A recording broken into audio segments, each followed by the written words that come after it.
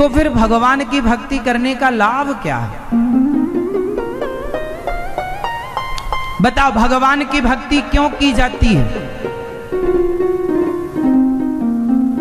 क्योंकि सुख दुख तो हमारे ही कर्मों का फल है। भगवान का इसमें कोई लेना देना नहीं है। तो फिर भगवान की भक्ति क्यों की जाए? उत्तर दो।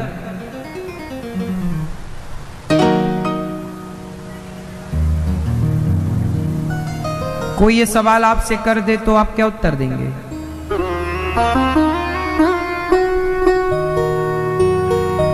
सुख दुख तो कर्मों के अधीन है।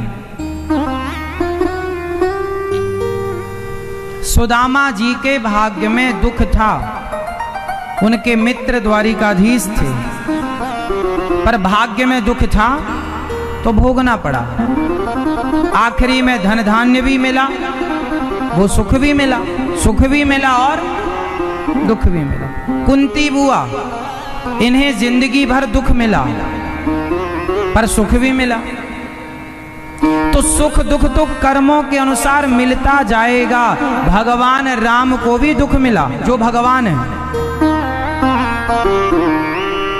भगवान के पिता को भी दुख मिला, राम के पिता दशरथ जी। देवकी वसुदेव को भी जेल में वर्षों तक रहना पड़ा। तो सुख दुख तो भोगना पड़ेगा, भगवान के पिता को भोगना पड़ा, तो आप और हम कौन हैं? तो सवाल ये खड़ा हुआ, पर भक्ति क्यों करनी चाहिए भगवान की? क्यों? भगवान की भक्ति हमें सुख के लिए हम नहीं करते। इसलिए पहली शर्त है, भगवान के भक्त को निष्काम होना पड़ेगा। क्या करना पड़ेगा? निष्काम। भगवान सुख दुख तो जो है मिलेगा, अच्छा बुरा हानि लाभ मिलेगा। भगवान की भक्ति क्यों करनी है? क्योंकि उस परम पिता परमात्मा, उस परम सत्य ईश्वर को पाने के लिए ही हमारा ये जन्म हुआ। अब सवाल फिर आएगा कि उसे क्यों पाना है? फिर जब सुख उनसे नहीं मिलना, दुख उनसे नहीं मिलना, उनको पाकर क्या करेंगे? सुख भी अलग अलग होते हैं। एक सुख होता है परिवार का सुख, एक सुख होता है पैसे का सुख, एक सुख होता है पद प्रतिष्ठा का सुख। सुख की भी तो अपनी अपनी स्थितियां हैं।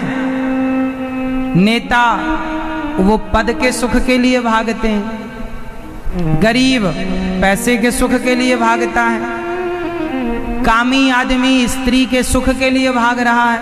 काम ही नारी पियारी जिमी लोभ ही के प्रिय दाम, तिमि रघुनाथ निरंतर प्रिय लाग्यो मोहि राम।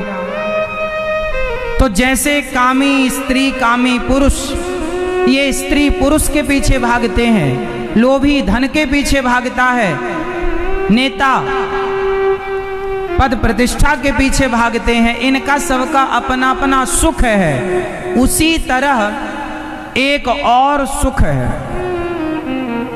क्योंकि सुख का उल्टा होता है दुख। यदि सुखी है तो दुख भी होगा। एक होता है परम सुख, जिसे कहते हैं आनंद। सुख का उल्टा दुख होगा, पर आनंद का उल्टा कुछ नहीं होगा।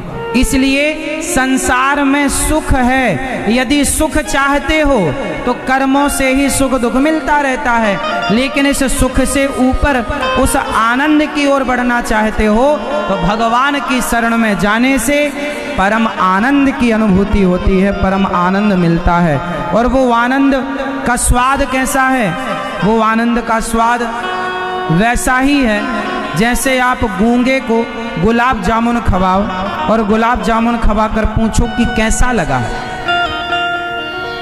तो गूंगा क्या बताएगा? उसी तरह कोई मीरा से पूछे कि तुमने सब छोड़ा, पति परिवार पैसा धन मान मर्यादा इज्जत सब छोड़ी कृष्ण के लिए, अब जरा मीरा से तुम पूछो कि मीरा तुमने कृष्ण को पा लिया तो बताओ तुम्हें क्या मिल गया। तो मीरा कैसे